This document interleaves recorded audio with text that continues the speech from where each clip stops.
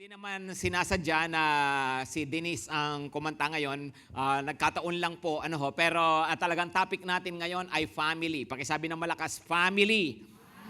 Okay. At nung mga nakaraan, pinag-usapan natin yung ilang mga mahahalagang bagay sa pagharap natin ng taon na to. We talk about priorities, we talk about security. Ngayon naman, siyempre po, this is the last Sunday of January. Maganda pong ipaalala rin po sa atin kung ano po ba ang pagtingin ng Panginoon sa ating mga pamilya. Now, naniniwala po ba kayo, God is the God of families?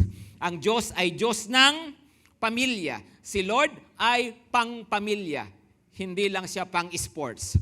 Ibig sabihin, kung mayroong pinaka-value ang Panginoon, pinapahalagahan ang Panginoon, ay isa po talaga ang mga pamilya. Kung mapapansin ninyo, halimbawa po, kung nagbabasa tayo ng Bible, makikita natin na paulit-ulit may mga ginagawa ang Panginoon at laging itong connected sa family. Right? Noon pong likhain ng Panginoon, ang tao ay sa pamamagitan po ng pamilya. Tama? Nilikha niya si Adan saka si Eva para po sila ay maging isang pamilya at mula nga po doon ay nalikha ang lahat po tayo. At noon pong magkasala, noong naging masamang-masama ang mga tao, ang ginawa naman po ng Panginoon, hinatulan ang sanlibutan sa pamamagitan ng baha. At nung panahon na yon, of course, nagtira ng tao ang Diyos. Sino po ang kanyang itinira? Kamang, sino ang kanyang itinira? Di ba? Si Noah at ang kanyang pamilya. Napapansin ninyo na pagdating sa Panginoon, siya po pamilya. Pagdating sa tao, madalas tropa ang iniisip. Kasi tingnan ninyo, halimbawa kung nanonood kayo ng Netflix at nakikita nyo yung mga series na kagaya ng 100. Sino nanonood ng 100 o nakapanood na nito? 100? 150? Huling tawad. 140? No? Di ba yung 100 ay tungkol sa 100 na kabataan na dahil sa nung ang mundo ay hindi na pwedeng tirahan, para kumbaga parang magugunaw na ang mundo, something like that. No? Pero ang hindi talaga siya pwedeng tirahan. Yung mga tao pumunta na po sa outer space. At pagkatapos, nung pwede nang tirahan ulit ang mundo, ay sinubukan magpababa at nagpababa ng 100 na kabataan. Ang point ko, mapapansin ninyo, pag tao ang nag-isip, ang lagi nilang iniisip yung mga tao na pinagsama-sama galing sa iba-ibang mga pamilya para bumuo ng isang sambayanan. Tama? Para bumuo ng isang samahan ng mga tao. Pero pag si Lord pala, ang lagi niyang iniisip ay ang mga pamilya. At kung titingnan din ninyo ang Biblia, mapapansin din na pagdating sa pamilya ay mayroong iba-ibang emphasis din. No? So, ibig sabihin, pag pamilya sa Old Testament, iba yung ine-emphasize. Pagdating naman sa pamilya sa New Testament, iba rin yung ine-emphasize. At yun nga ang dalawang bagay na gusto kong pag-usapan natin, yung pamilya ayon sa Old Testament at pamilya ayon sa New Testament at ano ba ang gusto ng Panginoon sa mga pamilya natin. Okay? So, unahin natin yung Old Testament. At ito yung tanong na sasagutin natin. What must I desire for my family? What must we desire for our families? Ano ba dapat yung hinahangad natin? Natural kung ano yung desire din ng Diyos, kung ano ang nasa puso ng Diyos. Tingnan nyo ito, Proverbs 3 verse 33. Proverbs 3 verse 33, sabi niya, the Lord's curse is on the house of the wicked. Pakibasa ng malakas, but He blesses the dwelling of the righteous. Ano raw? Ang sumpa ng Panginoon ay nasa bahay ng masama. Pero pinagpapala niya ang bahay, tirahan ng taong matuwid. Okay? So, ibig sabihin, yun nga po, ano ang unang-una at makikita natin na emphasis ng Bible pagdating sa pamilya, ito ang karaniwan at ito din dapat ang desire natin, blessed household. Pakisabi na malakas, blessed. Pakilakasan, utang na loob. No? Kamo pakisabi, blessed household. Sinong gusto ng blessing? Kamo sinong gusto ng blessing? Natural, di ba? Sinong gusto ng blessed household? Yung iyong pamilya, yung iyong sambahayan ay pinagpapala ng Panginoon. Gusto nyo ba yon? Come on, gusto nyo ba yan? At mapapansin ninyo na sa Bible pala, pagdating sa pakikitungo ng Diyos sa tao, ay hina-highlight, binibigyan ng emphasis sa maraming pagkakataon kung paanong ang Diyos ay nagpapala ng mga pamilya. Halimbawa, tinawag niya ang pamilya ni Abraham. At mula kay Abraham, pinangakuan niya si Abraham at pinagpala si Abraham, ipinasa yon sa anak ni Abraham na si Isaac. At pagkatapos, yung pagpapala at pangako kay Isaac, ipinasa din sa anak ni Isaac na si Jacob. At si Jacob, na napalitan nga ang pangalan, naging Israel, at ipinasa yung pagpapala mula kay Jacob sa mga anak ni Jacob na naging mga 12 tribes of Israel. Are you following? So makikita nyo yun, okay, household uli, pamilya uli ang ginamit ng Panginoon. Mapapansin din ninyo yun, halimbawa si David, di ba pinangakuan ng Panginoon si David ang kanyang sambahayan. Sabi ng Panginoon, I will bless you, at kung paano, anong klaseng pagpapalang ibinigay kay David, sabi ikaw ay maghahari at ang iyong mga anak kailanman hindi mawawala sa paghahari. Sabi ng Panginoon. So ibig sabihin, kaya nga ang Panginoong Hesukristo, nung siya nagkatawang tao sa lahi ni David, bakit yun ay katuparan na ang paghahari ni David ay nananatili magpakailanman. Tingnan nyo, pamilya, pinagpapala ng Diyos. Tama? Hello, tama? Meron pa kayong mababasa dyan, hindi gaanong mga sikat. Halimbawa si Obed-Edom, sabi, the Lord bless his household. At marami pang mga pagkakataon, the Lord blesses households. Ang Panginoon ay nagpapala ng mga sambahayan. Ang Panginoon ay nagbibigay ng maraming biyaya sa mga pamilya. Maliwanag ba mga kapatid? Kaya nga, pakisabi nga ulit ng malakas, blessings.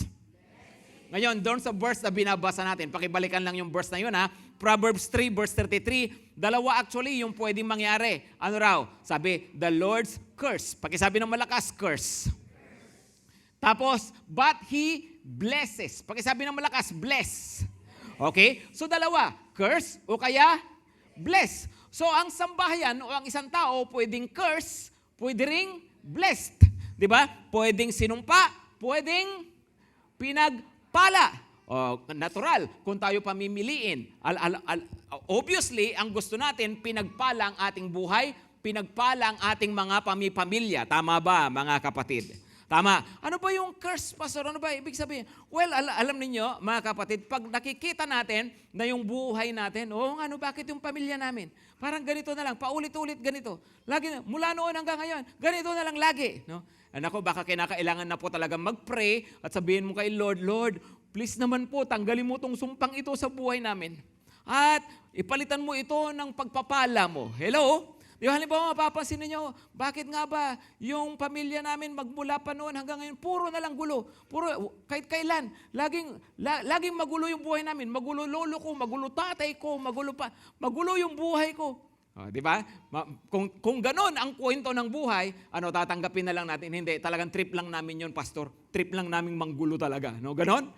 Hindi, kailangan makita natin na, nagkataon lang yun. No?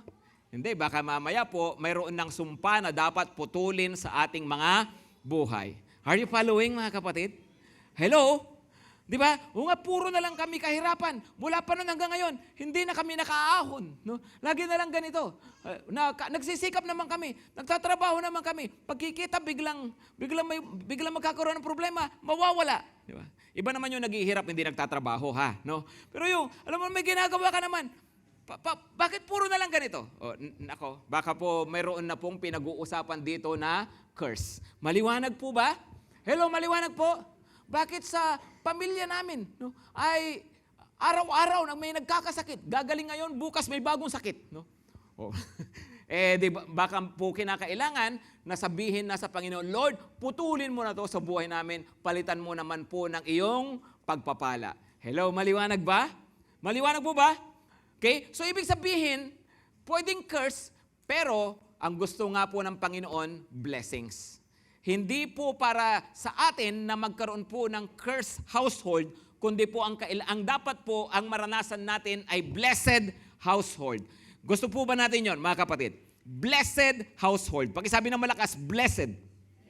Ibig pong sabihin ganito. Anong ibig sabihin ng blessed household, Pastor? Ibig bang sabihin, pag pinagpapala ng Panginoon ay walang problema, nakagaya ng mga binanggit mo kanina, na walang sakit. Hindi po. Ganito po. Pwedeng blessed, pero nakakaranas pa rin ng mga problema. Tama? Hindi porke blessed ay hindi na nagkakasakit, na wala ng pangangailangan. Diba? Na lahat ayos na ayos yung kanyang buhay. Laging saya. Walang karanasan na lungkot. No?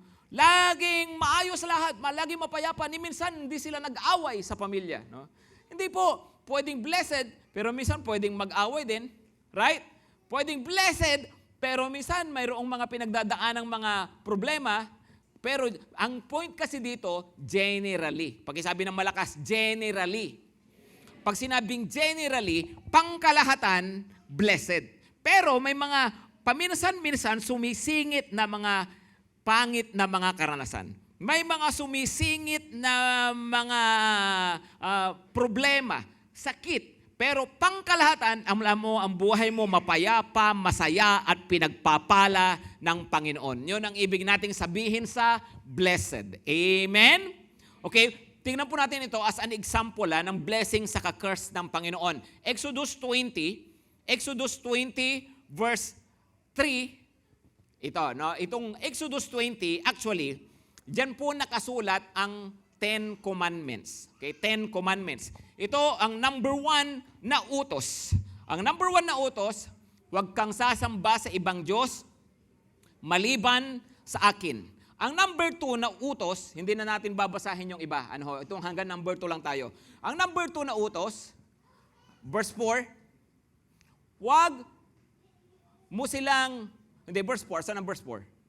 Huwag kang gagawa ng imahe ng anumang nilalang na nasa langit, nasa lupa, o nasa tubig upang sambahin. Bakit daw? No? Okay, pansinin nyo mabuti ito mga kapatid. Verse 1, verse 3, unang utos. Verse 2 o verse 4, pangalawang utos. Tapos, yung pangalawang utos, mapansin nyo, humaba. Bakit? Ipinaliwanag pa. Okay? Yung ibang mga utos ni Lord, hindi na pinaliwanag. Yung ibang mga utos, meron lang paliwanag ng konti. Yung halimbawa, igalang mo ang iyong ama at ina upang ikaw ay mabuhay ng mahaba. Ganon. No? May paliwanag na konti yon. Pero yung ibang mga utos ng Panginoon ay hindi na pinaliwanag kasi mukhang hindi naman na kailangang ipaliwanag. Right? Halimbawa, huwag kang papatay. Kailangan pa bang i-explain yan? Why, Lord? Bakit hindi pwede? Gustong-gusto ko na siyang patayin. Di ba? Ganun ba yun? Hindi, may mga hindi na kailangan ipaliwanag, pero itong utos na to, pinaliwanag. Huwag kang gagawa ng imahe ng anumang nilalang na nasa langit, nasa lupa, o nasa tubig upang sambahin. Huwag mo silang yuyukuran ni sasambahin sapagkat akong si Yahweh na iyong Diyos ay mapanibughuing Diyos. Ano ang ibig sabihin ng panibugho? Selos, di ba? Selosong Diyos. Ang kasalanan ng mga magulang ay sinisingil ko sa kanilang mga anak hanggang sa 3 at 4 na salinlahi. Yan yung sumpa, hanggang sa 3 at 4 na salinlahi. Pero tingnan nyo ang verse 6. No? Verse 6. Sabi niya, ngunit ipinadarama ko ang aking pag-ibig sa libu-libong salinlahi ng mga umiibig sa akin at tumutupad sa aking mga kautusan.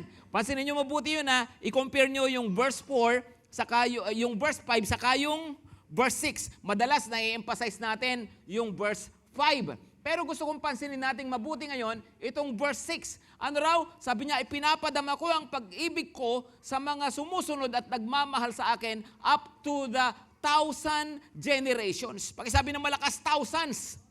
Libo. Pero pagdating sa verse 5, sabi niya, ay susumpain ko, paparusahan ko yung mga tumatalikod sa akin, yung ipinagpapalit ako sa kung ano-ano. Sabi niya, hanggang sa ano lang daw? 3 at 4 na salinlahi. Ngayon, i-compare nyo yung 3 at 4 na salinlahi doon sa 1,000 salinlahi. Natural, obvious na obvious, di ba? Lamang na lamang ang pag-ibig ni Lord. Amen? Si Lord pala nagpaparusa pero mas mahaba yung kanyang pagmamahal at yung kanyang biyaya. Right? Hello? Di ba? So, pasinin nyo sabi niya doon sa verse 5, susumpain ko 3, 4 na salinlahi. Ano ba ulit yan? Ano ba ulit yan? Sige nga.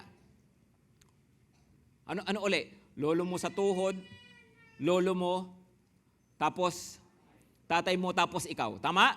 Yun ang ikaapat na salin lahi. Kaya minsan, bakit pare-pareho itong mga kwento nitong mga to? No, bakit? Lolo mo nakulong. Lolo mo sa tuhod nakulong. Lolo mo nakulong. Tatay mo nakulong. Ikaw, plano mong tumakas. So, ano yan? No? Nagkataon lang. Hindi, bisyo lang talaga, pastor. Bisyo lang ng pamilya. No? Come on! Hindi ba? Kasi nga, minsan may mga bagay na kailangan makita natin. Oo nga, no? Baka may something na rito. Kinakailangan maputol na to sa buhay namin. Amen? Amen? Imagine, 4 na salin lahi. Kaya nga, from time to time, sinasabi ko, lolo mo, baog, tatay mo, baog. Malamang pag ikaw, baog ka din. At pag nagkaanak ka, yung anak mo, baog din yun. No? Ika-4 na salin lahi. Pero i-compare ninyo, iba ang kabutihan ni Lord. Ang kabutihan ng Panginoon, thousands of generations. Amen. Palakpakan nyo naman si Lord dyan, no? Nagagalit ba si Lord? Oo, no? Pero mas matindi ang pag-ibig ng Diyos. Nagpaparusa ba si Lord? Oo, kasi pag hindi siya nagparusa, hindi na magiging kumpleto ang kanyang pagka-Diyos kasi isasantabi na niya ang justice. Wala ng righteousness pag wala ng consequence ang kasalanan. Okay? Dahil may righteousness at may justice, kaya may consequence ang kasalanan. Pero kahit may consequence ang kasalanan, ang Diyos pa rin pala, ang pinakapuso niya ay magbigay ng pagpapala. Amen? Amen? Mga kapatid, ulitin ko yun ha. Ang pinakapuso ng Diyos ay magbigay ng pagpapala. Tama? Kaya nga sabi dito, pagpapalain ko up to thousands of generations yung mga sumusunod sa akin. Psalm 112 verse 1 to 2. Basahin din natin to. Psalm 112 verse 1 to 2. Praise the Lord. Blessed is the man who fears the Lord, who greatly delights in His commandments. Verse 2. His offspring will be mighty in the land. The generation of the upright will be blessed. Come on, ano raw? Ang salilahi, ang magiging mga anak, apo, ng isang tao na matuwid, na sumusunod sa Panginoon, ay pagpapalain. The generation of the upright will be blessed. Come on, sinong gusto ninyo ang blessing ng Panginoon sa buhay ninyo? Pero hindi hihinto, pati pag nagkaanak ka, bless. Pati pag nagkaapo ka, bless. Amen? Hello, amen ba? Kaya nga yung mga single dyan ha, no? Kung maghahanap ka ng love life, piliin mo yung righteous. Piliin mo yung matuwid. Huwag lang religious, righteous. Ha? Huwag lang nagsisimba. Dapat totoong sumusunod kay Lord. Amen? Amen? Bakit? Kasi nga may security ka raw. Pagpapalain yung inyong pamilya. Ba't hindi sumagot yung iba? Ba't parang hindi interesado yun? Basta ako, pastor, gusto ko cute. No? Pwede na sa akin. Iba, o di, maghanap ka na lang ng cute na righteous. Amen? Okay. Kasi nga yun daw ang promise ng Panginoon ng kanyang pagpapala. Maliwanag ba mga kapatid? So that's number one. That's number one. Pagdating sa Old Testament, ang ine-emphasize pagdating sa pakikitungo ng Diyos sa pamilya ay blessings. So there are blessed households. Pero number two, sa New Testament, makikita nyo naman, madalas ang emphasis ay save household. Una, pinagpapalang pamilya, pero number two, ligtas na pamilya. Anong ibig sabihin ligtas na pamilya? Ligtas ang kaluluwa na hindi na pupunta sa impyerno, kundi papunta na sa kaharian ng Diyos sa langit. Yun ang ibig nating save. Ibig nating sabihin sa save household. Halimbawa, makikita nyo sa Luke 19, mayroong isang mama, ang pangalan niya si Sakeo. At nung makilala ni Sakeo si Lord, ay sabi ng Panginoon, salvation has come to this house. Salvation has come to this house. Ibig sabihin, yung sambahayan ni Sakeo ay iniligtas ng Panginoon. At mapapansin niyo pag nagbabasa kayo ng New Testament, maraming beses din binabanggit yung mga sambahayan na kumikilala sa Panginoon. May mga hindi rin sikat. Halimbawa si Estepanas, si Onesiphorus, at ng kung sino-sino pa na mga pamilya, sambahayan ni Nympha, yung mga ganon, no? Mga sino-sino pa na mga pamilya na kumikilala sa Panginoon, mga pamilyang iniligtas ng Panginoon. Bakit? Kasi hindi lang pala para i-bless tayo ng Panginoon dito sa lupa, kundi gusto ng Panginoon iligtas tayo sa kabilang buhay. Amen? Hello, amen po ba? So hindi puro blessed household ang desire natin, dapat pangalawang desire natin ay save household. Ayun, pangalawa, sabi ko, kasi naunang binanggit sa Old Testament yung isa, pero pangalawa yung sa New Testament nga yung isa, pero kung tutuusin, ang pinakamahalaga dapat na dinidesire po natin ay yung save household. Amen? Hello, amen ba? Ligtas na pamilya. Marami sa atin, basta gusto natin, gusto ko pamilya ko mapayapa. Gusto ko malusog ang pamilya. Tama yon. Walang problema doon. Mabuti yon. Pero ako, bilang tatay, siyempre gusto ko na ang mga anak ko maging successful. Gusto ko ang mga anak ko secured sa buhay. Pero higit na gusto ko, siguradong save sila. Hindi lang successful, hindi lang secured, kundi save. Bakit? Kasi yun po ay pangwalang hanggan. Amen? Hello, maliwanag po ba mga kapatid? No? Maliwanag po ba? Alam niyo, minsan naisip natin, basta gusto ko makapagtapos ang pag-aaral yung mga anak ko, gusto ko makabili ng ganito, magkaroon kami ng ganyan. Wala pong masama doon. Blessing po yan ni Lord, pero hindi po tayo hanggang doon lang. Bakit maraming mga Kristiyano ang nakikita lang ay yung makapagpundar? Diba? Magkaroon ng magandang future. Puro future sa lupa ang inisip natin, di natin inisip yung future sa pangwalang hanggan. Bakit marami mga Kristiyano hindi gaanong iniintindi o iniisip ang kaligtasan ng kanilang mahal sa buhay? Kasi ang isang dahilan minsan, hindi tayo talaga lubusang naniniwala. Anong ibig sabihin? Hindi tayo lubusang naniniwala sa sinasabi ng Biblia na may langit at impyerno. Hindi tayo lubusang naniniwala na si Jesus lang ang tagapagligtas. Kasi kung naniniwala tayo ng lubos na may langit at impyerno at naniniwala tayo ng lubos na si Jesus lang talaga ang tagapagligtas, of course, magiging laman ng puso natin. Gusto natin ilapit yung ating mga pamilya sa Panginoon. Amen? Amen? Kaya nga po, kailangan convince po tayo doon. Kasi nga, si Lord, ang blessing na gusto niya ay maligtas ang mga pamilya natin. Tingnan nyo ito, Acts 60 verse 31. Acts 60 verse 31. Sabi po, verse 30 muna, sige, verse 30. Sabi, then he brought them out and said, Sirs, what must I do to be saved? May nagtanong po yung isang po dyan, warden actually, ng kulungan. Nakakulong si Pablo dahil sa pangangaral. Pero nung makakita siya ng himala, sabi niya, mukhang totoo pinapangaral nito tungkol sa kaligtasan na. So nagtanong siya kay Pablo at kay Silas. Sabi, ano po ang dapat kong gawin para maligtas? Sinagot siya ni Pablo. Anong sagot? Pakibasa ng malakas, verse 31. And they said, believe in the Lord Jesus and you will be saved, you and your household. Ano raw? Sumampalataya ka sa Panginoong Hesus at maliligtas ka, ikaw at ang iyong sambahayan. Amen? Kaya nga po, save household. Hindi lang blessed household, kundi save household. O, mga kapatid, uulitin ko sa Old Testament, ang emphasis, blessings. At mostly, ang blessings po ay earthly blessings. Mga pagpapala dito sa lupa. Pero sa New Testament po, ang emphasis po, isa sa mga pinakamahalagang binibigay ng Panginoon ay kaligtasan. So pwedeng pinagpala ba? Pwedeng ang daming blessings pero hindi ligtas. Sabi ng Panginoon, aanhin mo kung mapasakayo lahat ng bagay, mapapahamak naman ang iyong kaluluwa. Amen? Hello, maliwanag po ba mga kapatid? Kaya nga, hindi lang dapat blessed household ang habol natin. Gusto po natin ng save household. Maligtas ang ating mga sambahayan. Sapagkat yun po ang gusto talaga ng Panginoon na ibigay po sa atin. Okay? So, ang Diyos na lumikha sa atin, totoo nagbibigay ng pagpapala dito sa lupa, pero ang Diyos din na lumikha ng ating mga kaluluwa, gusto rin po niya na ibigay ang kaligtasan sa atin at sa ating mga mahal sa buhay. Hello? Maliwanag po? Okay? Pakisabi ng malakas, salvation.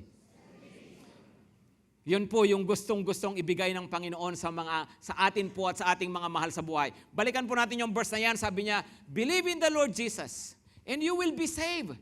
You and your household. Sumampalataya ka at maliligtas ka. Tapos, sino pa ang kasamang maliligtas? Come on, sino pa ang kasamang maliligtas? At ang iyong pamilya. Pero, automatic yun, pastor. Ibig sabihin, pag sumampalataya ako kay Lord, automatic na yung pamilya ko, yung nanay ko, tatay ko, anak ko, mga kapatid ko, maliligtas din. Kahit ako lang, sabit sila, ganon. No? Buy one, take one, buy one, take 10, ganon. Ganon ba yun? No? Hindi po. No? Ibig sabihin, pastor, basta sumampalataya ako. No? So, basta kapamilya ko. Hindi po. Mapapansin po, titignan po ninyo sa mga susunod na mga verses, yun pong nagtanong, ay dinala niya sina Pablo sa kanyang pamilya, ginather niya ang kanyang pamilya, tinipon niya sila lahat, at pagkatapos po noon, ang buong pamilya ay nakarinig ng salita ng Diyos. At ang lahat ng miyembro ng kanyang pamilya, kanya-kanya na sumampalataya kay Kristo. Pakisabi ng malakas, kanya-kanya. Pag sinabing maliligtas ang sambahayan, bawat isang miyembro ng sambahayan dapat kanya-kanya na sumasampalataya kay Kristo. Pakisabi sa katabi, sa langit walang sabit. Amen? Diba? Yung iba kasi, hindi pastor, okay na yung anak ko dyan, siya na lang representative ng pamilya. No? Representative ka dyan, no? Kanya-kanya po tayo. Amen? Hello, maliwanag po ba? Diba? Hindi, at least andyan na yung anak namin. At least yung asawa ko. Hindi po, walang sabit. Pakisabi ulit, sa langit, walang sabit. So, pag pinagpala ang pamilya, pag pinagpala si tatay, nakikinabang ang buong pamilya. Tama? Sa blessings. Tama po ba? Tama. Pag pinagpala si nanay o yung anak o si mister, damay-damay. Tama? Malibang nagdamot. Pero, usually, pag binless ka ng pera, o damay ang pamilya mo. Tama? Ito ang pagkakaiba pagdating sa salvation. No? Totoo, gusto ring iligtas ng Lord lahat, pero kinakailangan kanya-kanya na sumampalataya. Kaya ang trabaho natin, tayo po ay yung mga pamilya natin, ipag-pray natin na makakilala sa Panginoon. Okay? At gawin natin ang dapat nating gawin para mailapit sila kay Lord. Amen po! Kasi gusto ni Lord, hindi lang blessed household, gusto ng Panginoon ay save household. Pakisabi ulit ng malakas, save household. Okay? So, hangarin daw natin, i-desire natin, kaligtasan ng mga mahal natin sa buhay. Okay, so, that's number 1. No, what must I desire? Number 2, nasagutin natin, what must I do? Ano ang dapat nating gawin? Okay? Number 1, ano ang dapat nating gawin? Have burden. Pakisabi ng malakas, burden. Come on, pakisabi ng malakas, burden. Ano ba ang ibig sabihin ng burden? Ang ibig sabihin ng burden ay dalahin, bigatin. Sabi yung dala-dala mo sa loob mo. Okay? Naburden ka. Okay? Mayroong halimbawa, mayroon kang problema, burden mo yon. Tama? Mayroon kang sitwasyon sa pamilya na paulit-ulit na masamang pangyayari. Of course, burden mo yon sa iyong kalooban. Ngayon, ano ang ibig naman nating sabihin na burden dito? Ito ay positive na burden. Okay, ano ang ibig sabihin? Tingnan nyo ang Romans 9, verse 1 to 3. Roma 9, pakibasa ng malakas. Sinasabi ko ang katotohanan na kay Kristo. Hindi ako nagsisinungaling.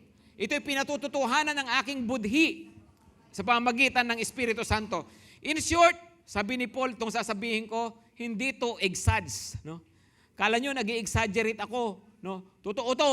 No? Pinatututuhanan ng Espiritu. Sabi niya. Okay, verse 2, na mayroon akong malaking kalungkutan at walang tigil na kirot sa aking puso. That's what we mean by burden. Ano raw? Ano yung burden? Sabi niya, mayroon akong malaking kalungkutan at kirot sa aking puso. Pag sinabing burden, ito yung kahit asan ka, kahit anong ginagawa mo, ay nararamdaman mo. Kapag naalala mo, mabigat sa'yo. Okay? Ang ibig sabihin noon ay burden. No? Kahit na maayos ka, kumpleto naman, wala kang problema, pero pag naalala mo siya, mabigat sa'yo kasi yun ay burden. Maliwanag mga kapatid? Hello, maliwanag ba? No?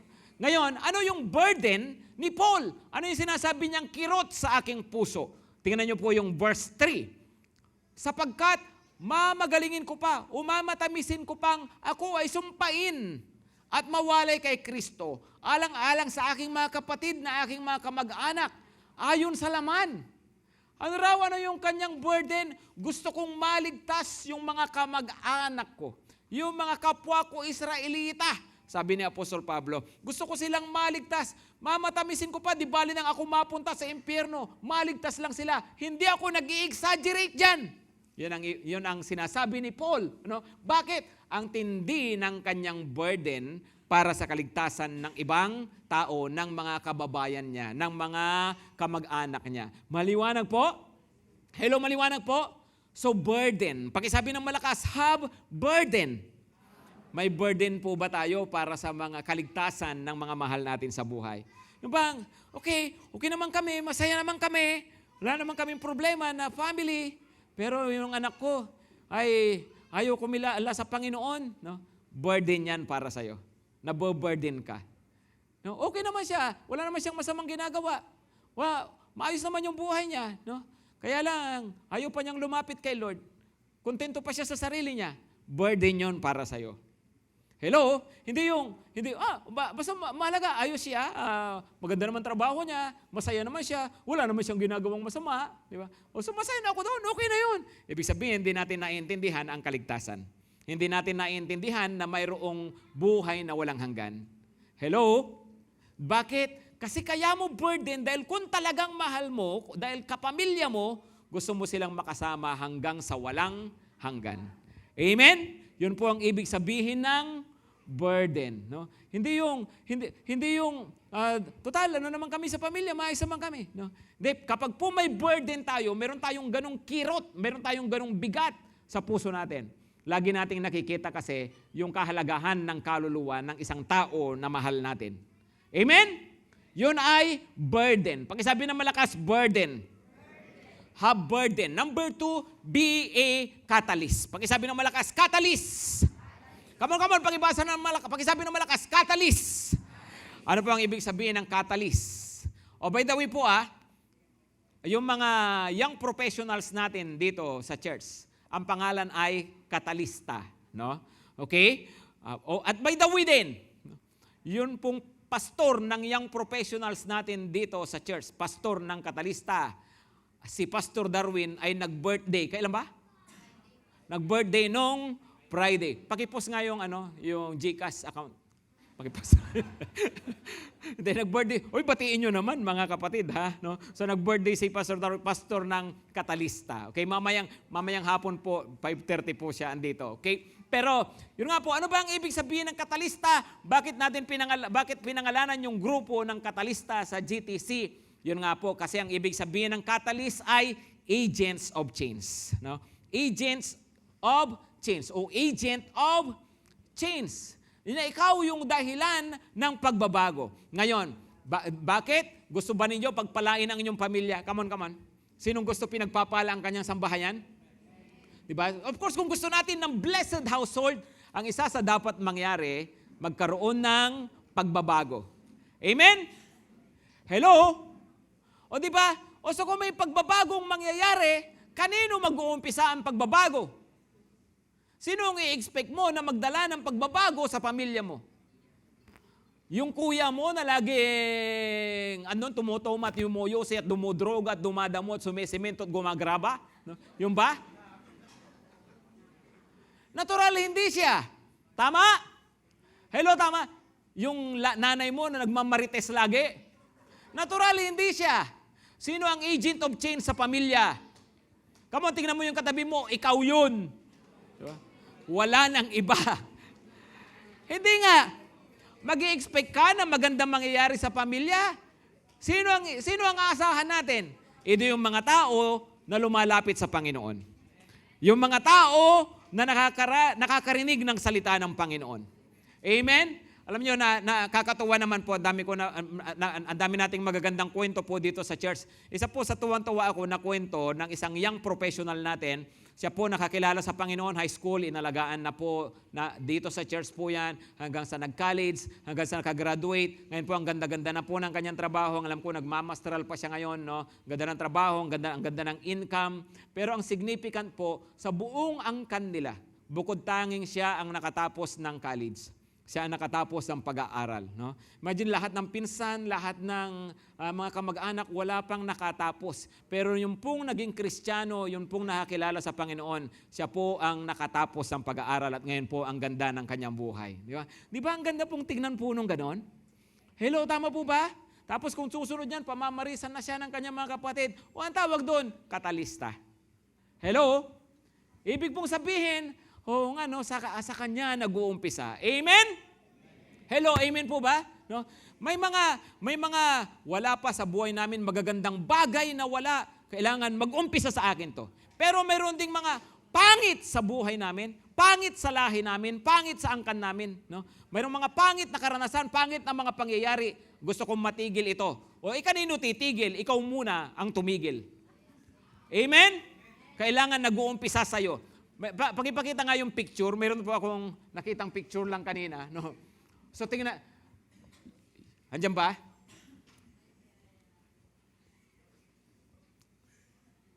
Okay. Hinart eh. Hinart yung message ko eh. O sige, di bali. Di bali, hindi pala na ilagay. Yun pong ipapakita ko sana na picture. Si Lola minumura si anak. Okay? Tapos, si Lola minumura, no? Si nanay, no? Tapos minumura yung kanyang anak. Pero si anak ay nagsasabi doon sa kanyang anak, ika-4 na salilahi, I love you. Ibig sabihin, it stops with me. Kung ako magiging katalista, ito yung mga pangit na mga kwento ng buhay namin. Ito puro murahan. Diba? Lagi akong pinapagalit. Si Lola ko laging pinapagalitan. Si nanay ko lagi naman akong pinapagalitan. No? Ibabawi ko sa... Papamana ko sa anak ko, hindi. Ihihinto ko yan sa buhay ko. Amen? At magmula sa akin, dahil Christian na ako, mag-iiba ang kwento. Diba? Na ang anak ko makakarinig sa akin ng positive words. Para pag siya nagkaanak, positive words din ang ipaparinig niya. Amen? Yan po ang ibig sabihin ng katalista. Agent of change. Maliwanag po ba?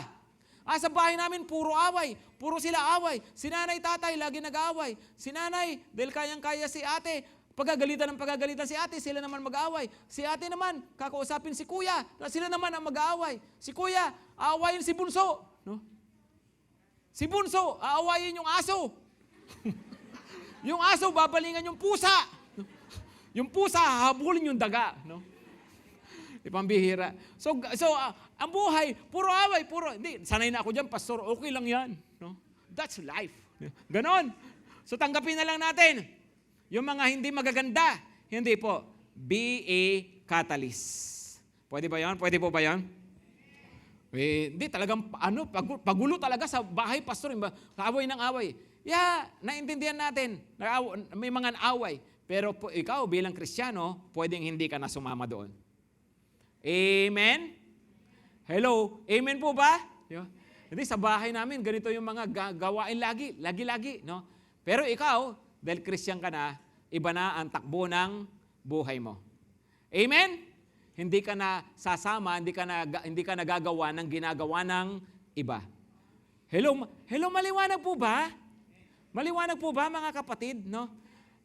Baka akala po ninyo, nagsasalita po ako rito ng parang walang muwang sa mundo, parang naisip lang yung mga sinasabi. Hindi po, ako po kinalakihan ko rin po yung bahay na yung mga kuya ko. 10 kaming magkakapatid 10 kaming magkakapatid. Baog ang tatay ko no? Tapos, bunso ako, no? So kinalakihan ko po yung mga kuya ko, may mga bisyo, nakikipagbasag ulo, nagiinuman sila sa bahay namin, mamaya sila nagiinuman, nagsasapakan doon sa loob ng bahay namin. Mga ganyan. Minsan yung mga bayaw ko, may dalang mga bag ng mga weeds, mga marijuana, no? Minsan yung bayaw kong bayaw kong nasa militar, may daladalang baril na binebenta. Sa bahay po namin yun, sa Pangasinan. Hindi po ako ignorante at innocent sa mga ganyang mga bagay. Umiinom din po ako dati, high school pa lang ako. Pero grade 4, nakatikim na po ako ng weeds. Totoo po yun, grade 4. At grade 4 po, una po pong love life, grade 4. Grade 2 po siya. Hindi, totoo po yun. Hindi ako nagbibiro. Akala nyo nagbibiro ako? Akala nyo, si Pastor Rapi, lang yan, nagsasalita lang yan, pero walang muwang sa mundo yan. Hello? Hindi, totoo. Ayaw nyo maniwala. Grade 4 po. First girlfriend ko po, grade 4 ako. Grade 2 po siya. Pero hindi nagtagal yung aming relasyon. Mabilisan lang po talaga. Mabilisan lang. Totoo po, ganito po talaga pangyayari niya na andun kami sa harap ng bahay nila, sabi ko sa kanya, gusto mo ba ako? Sabi niya, oo. Tapos hindi pala. Edi break na kami. So, mabilis lang na relasyon. Pinakamabilis. Sasabit ko ngayon sa Guinness Pero ito, sa totoo lang, lahat tayo may mga kanya-kanyang mga background sa buhay. Tama? Hello, tama po ba? Pero, pwede kang maging katalista, pwedeng mag-iba ang kwento ng buhay mo. Amen? Hanggang sa madamay ang buong pamilya. Kuya ko, unang nakakilala sa Panginoon. Ngayon, nagpapastor po siya sa La Union. Tapos ako po yung sumunod na nakakilala sa Panginoon. Dalawa lang kami nung una. Tapos unti-unti yung mga kapatid ko, yung mga magulang ko, hanggang sa yung mga kapatid ko po, pare-pareho na po nakakilala po sa Panginoon. Kaya mga magulang ko po, nakakilala po sa Panginoon. Pero kanino nag-umpisa? Nag-umpisa po sa amin. Nag-umpisa po doon sa kuya ko, yung nauna na nakakilala sa Panginoon. Gumanda ba ang buhay? Opo, gumanda ang buhay. Pinagpala po ng Panginoon. Be a catalyst, kapatid. Marami pang gagawin si Lord sa pamilya nyo. Kaya lang dapat may mag-umpisa sa'yo. Amen? Hello, amen po ba? Isa po sa laging sinasabi sa atin ni Pastor Cesar dati, if I change, everything changes. Amen? Come on, pakisabi ng malakas yan. If I change, everything changes. Sinong gusto ng pagbabago? Come on, sinong gusto ng pagbabago? Sa pamilya, magbago ka. Ikaw yung unang magbago. Amen? Puro mainitin ulo ng tao sa bahay. Edi lamigan mo ulo mo. Tama? Lagi nagtatalo. Okay, yung misis ko pala diba? Lagi akong sinasagot. Yung kapatid ko, ganito. Alam niyo po, if you change, everything changes. Maring tingin mo, pastor, bata lang ako. Sa pamilya, wala akong say gaano. Yeah, pero kapag nakikita ang pagbabago sa'yo, ma-appreciate nila yan. Akala mo lang hindi napapansin. Pero yung maliliit na bagay na pagbabago nakikita sa'yo, magpapasimula yan ng magandang takbo ng buhay nyo. Maniwala ka, ha? Pakita mo yung pagbabago. Amen? Amen. Dati ang tamad mong maghugas ng pinggan. Pero ngayon, kahit hindi kinainan, hinuhugasan mo. Di ba yung kahit na bagong plancha, nilalabhan mo, ganon? Mapapasin nila talaga yun. Tama? Hindi nga. Kung puro katamaran nakikita sipagan mo. Amen? At makikita ninyo, nagiging catalyst ka. They believe me. Makikita yan sa totoo lang. So, if I change, everything changes. Gusto kong mabago naman yung takbo ng buhay namin ng asawa ko. Lagi kami nag-aaway. Magbago ka. Makikita mo may mababago. Gusto kong mabago yung sa mga kapatid ko. Magbago ka. Kikita nyo mayroong mababago. Be a catalyst. Okay? Lastly, stand in the gap. Stand in the gap. Ezekiel 22 verse 30. Pakibasa ng malakas to. So I sought for a man among them who would make a wall and stand in the gap before me and on behalf of the land that I should not destroy it. But I found no one. Naghanap ako ng tao kaya lang wala akong makita. Anong tao hinahanap ni Lord? Someone who will stand in the gap. Ano ba yung gap? Ito po, yung pagitan na yan. Tawag dyan ay gap. Tama? Hello? Ano po? Mayroong andito, mayroong andito. So mayroong gap. Pero ang ipinipicture nito, andito yung tao, andito yung bayang Israel, andito si Lord, mayroong gap. Mayroong pagitan. Naghanap ako ng tao na tatayo doon para lalapit sa akin, ipapanalangin sila, ihihingi sila ng habag, at nang sa ganon ay hindi ko na sila parusahan, sabi ng Panginoon. So someone who will stand in the gap. Ngayon tayo po, nag-aharap ang Panginoon na mag-i-stand in the gap para po sa ating mga pamilya. Andito yung pamilya mo, andito si Lord. Sino ang tatayo sa gitna? Come on, sino ang tatayo sa gitna? Para nang sa ganon, hindi parusa ang dumating, hihingi ng habag ng Panginoon. At sa halip na parusa ay biyaya, pagpapala ang darating sa ating mga pamilya. Sino yun? Hindi ikaw. Hello? Someone who will stand in the gap. Lord, ganito po yung buhay namin. Napansin ko pa, baka mukhang may sumpa yata. Lord, bakit ganito yung kwento ng buhay namin? Paulit-ulit ganito. Stand in the gap. Sabihin mo kay Lord, baguhin nyo naman po kwento ng buhay namin. Panginoon, bigyan nyo naman kami ng kapayapaan sa ereyang ito ng buhay namin. Lord, tulungan mo naman kami sa ganito namin laging stand in the gap. Pray. Amen? Okay. Ilapit natin ang ating pamilya lagi sa Panginoon.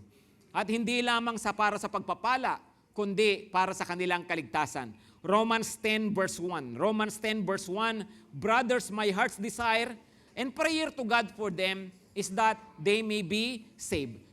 Yung chapter 9, binasa natin, yung sabi ni Paul, may kirot sa aking puso. At dahil sa kirot na yan, ito ang desire ko. Ito lagi yung prayer ko, na sila ay maligtas. Amen? That's also standing in the gap. Lord, gusto ko silang maligtas. Gusto kong makakilala sa iyo ang aking pamilya. Kasi po anong gusto ni Lord? Bigyan tayo ng blessed household, saka save household. Amen? Tumayo na po tayo lahat, mga kapatid. Sige po, tayo po tayo.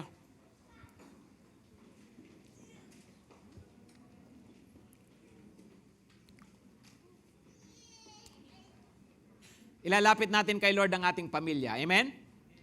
Patapos na ang January. So, ito po tayo, before we know it, tapos na naman ang 2024. Right? Pero sana po, kaya natin pinag-uusapan tong mga to, i-desire po talaga natin, Lord, ngayon 2024, gusto ko may magandang mangyari sa pamilya ko. Amen? I want my household to be saved. I want my household to be blessed. Do you want that?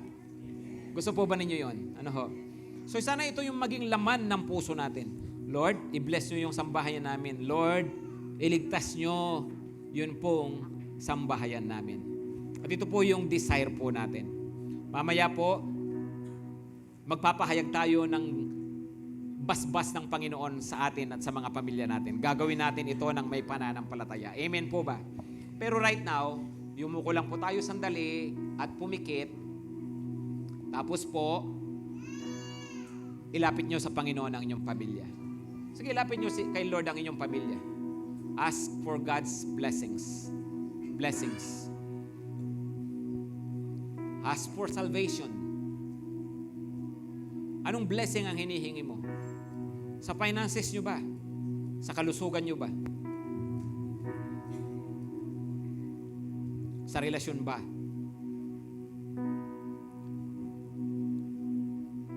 Pero kung kalilimutan, pinakamahalaga, kaligtasan. Pray. Hingin natin sa Panginoon.